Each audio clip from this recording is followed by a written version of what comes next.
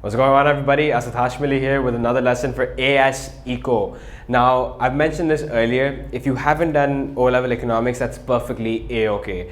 But do make sure that you go through your coursework thoroughly, because these videos are revision at the end of the day. They're there to give you that extra help before a test and so on and so forth. Now, today we're going to be talking about two concepts. One is specialization and division of labor. That's one only. And the other one is money, which I'll get to in a short while. Now, when it comes to specialization and the division of labor, now specialization essentially means is that if I'm doing one task, I'm becoming the best at it. And that doesn't just have to be a task, that could be a skill as well. Let's say that I teach economics, accounts, sociology, business studies, add maths, and so on and so forth. And then eventually I skim down to one subject and I spend 10 years teaching that subject. That means that I've specialized in that subject, not only by my craft, but also because I've gotten resources and so on and so forth to actually be working on that. Now, with that being said, what is division of labor? Now, division of labor considered to be like a chain, all right? And let's talk about a product like an iPhone.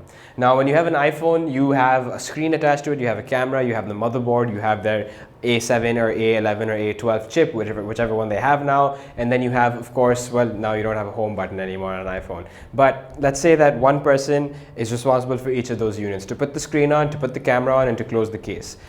I put the screen on, I pass on the phone to the next person, they put the camera on, they pass on the next person to close the housing altogether, and that means that the labor has been divided to each task. How does that lead to specialization? I've specialized in putting on the screen. Someone else is specialized in putting on the camera, and the third person is specialized on how to close the housing altogether. So the whole chain is broken down, and it has a lot of benefits as well. One benefit, or one of the many actually benefits, are that it's a better use of talents. If my talent is better at actually precision, where the screen would need to be precisely placed, I can use that talent there, or on putting the camera, or on closing the housing altogether.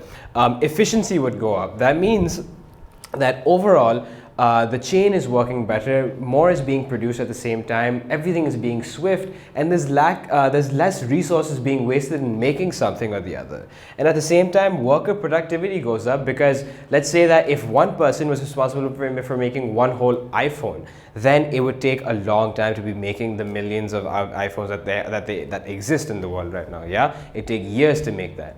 Overall, because the labor has been divided, the whole process is becoming more productive and it's becoming more efficient. And also, it's just a lower cost for firms as well. They don't have to pay, that's why Swiss watches are very expensive, because it costs a lot of money to be making those things. Such a watch, for example, cannot be broken down, or a Swiss watch particularly, cannot be broken down into actually having many people making one object, one item. That's why they have one person making something, and that person is a master of their craft. Right? They have steady hands, they've got an eye for precision, and so on and so forth. But it also has some limitations. One limitation, which is key, is that it causes repetition and monotony. What does that mean? By constantly, let's go to the iPhone example. By me constantly putting on a screen, I put on a screen, pass it on, put on a screen, pass it on, put on a screen, pass it on. Later, I'm just bored out of my mind and I'm dead. See, like right now, I'm just doing this whole gesture because I know that that's how mundane it is. That's how brainless that task becomes for me. So it's just repeatedly doing the same thing again and again and again. Now, redundancy. What does redundancy mean? Redundancy means that it's useless. Now, how is it useless? Because that same iPhone could be made by a chain of robots or a chain of machines.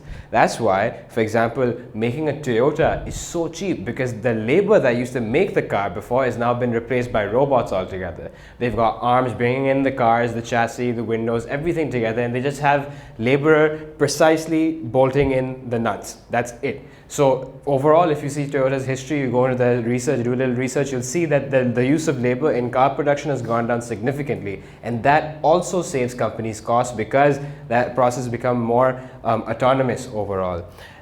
Next point, lack of motivation. Let's go back to the iPhone example, the best thing. If I keep putting on screen, see, that whole process is repetitive, but then I start thinking about life, and I start thinking, okay, what am I doing? Who am I? Am I really not a tuition guy?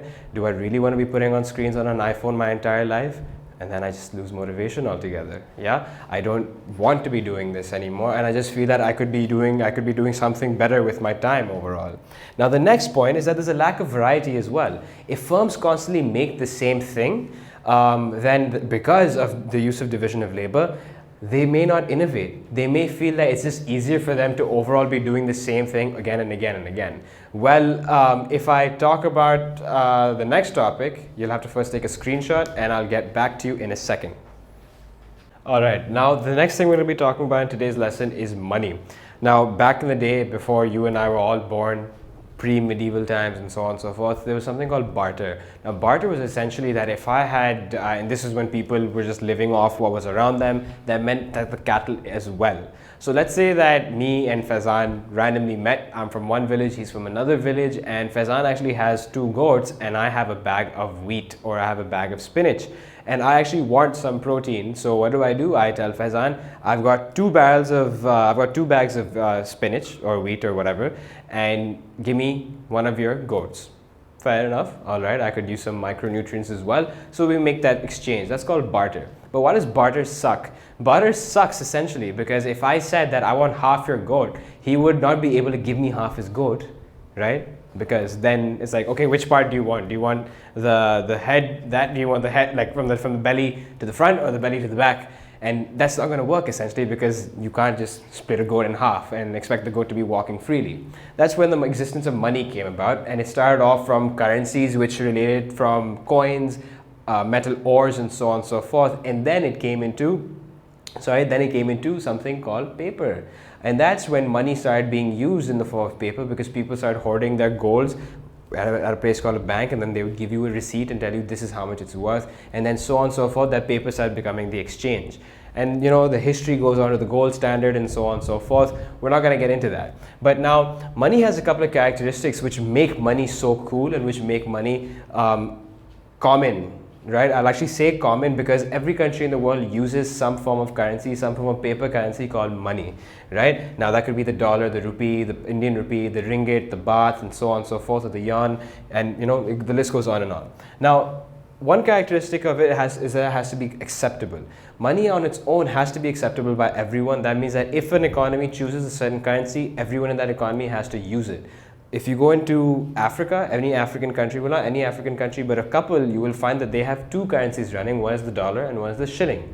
That's acceptable over there. But in Pakistan, wherever you want to go, you can't be throwing in $1 or $2 to buy, a couple of Cadbury's or something. You need to be giving in rupees.